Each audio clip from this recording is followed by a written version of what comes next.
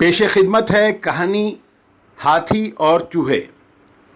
ایک بار ایسا ہوا کہ ایک جنگل میں ایک ایسا شہر موجود تھا جہاں کوئی انسان نہیں رہتا تھا۔ شہر کی تمام عمارتیں کھنڈر ہو چکی تھیں۔ یہ ویران شہر ایک جھیل کے کنارے موجود تھا۔ اس پرانے شہر میں بہت سے مندر اور محل موجود تھے۔ اب یہاں بہت سے چوہے رہا کرتے تھے۔ وقت گزرتا گیا اور چوہوں کی آبادی بہت بڑھ گئی اور اب یہ جگہ چوہوں کے شہر کے نام سے مشہور ہو گئی۔ ایک روز قریب کے جنگل سے ہاتھیوں کا ایک جھنڈ نکلا اور چوہوں کے شہر سے گزر کر جھیل پر آیا۔ ہاتھی پیاسے تھے اور دوڑ دوڑ کر جھیل پر پانی پینے آ رہے تھے۔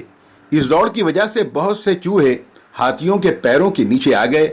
بہت سے چوہے مر گئے اور بہت سے چوہے زخمی ہو گئے۔ ان ہاتھیوں کو چوہے انہیں نقصان پہنچانے سے کیسے روک سکتے تھے؟ سارے چوہے اکٹھے ہوئے اور انہوں نے 3 ہوشیار چوہوں کو چن لیا۔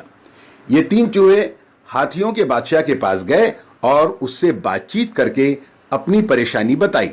ہاتھیوں کا بادشاہ مہربانی سے پیش آیا اور اس نے چوہوں سے وعدہ کیا کہ اب انہیں ہاتھیوں سے کوئی نقصان نہیں پہنچے گا۔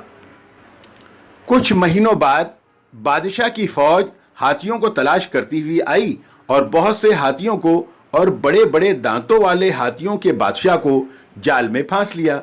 فوجیوں نے تمام ہاتھیوں کو موٹے موٹے مضبوط رسوں سے درختوں کے ساتھ باندھا اور دوسرے دن لوٹنے کے لیے محل واپس چلے گئے۔ رسیوں میں قید ہاتھیوں کا بادشاہ بہت افسردہ تھا۔